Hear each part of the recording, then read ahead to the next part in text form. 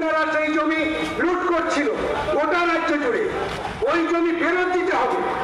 আর যে সমস্ত কৃষক পাট্টা বর্গদার তাদের রেকর্ডের গন্ডগোল থাকার জন্য তারা যখন বিএলআর অফিসে যায় তখন তাদের কাজ হয় না, নানানভাবে তাদেরকে ঘোরানো হয়। সব মিলিয়ে আমরা দেখলাম গোটা রাজ্যের যতগুলো পঞ্চায়েত সমিতির ব্লক আছে এই সমস্ত ব্লকের আধিকারিকদেরকে তৃণমূল তার নিজের দলের কর্মী বানিয়ে ফেলেছে।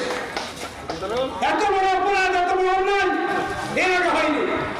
পশ্চিমবঙ্গের ভিডিও, পশ্চিমবঙ্গের পঞ্চায়েত সমিতির আধিকারিকরা মর্যাদা পেয়েছে বামপন্থীরা আসার পর।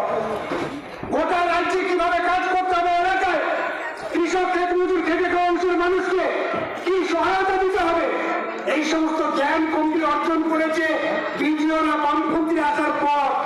এর আগে বিডিওদের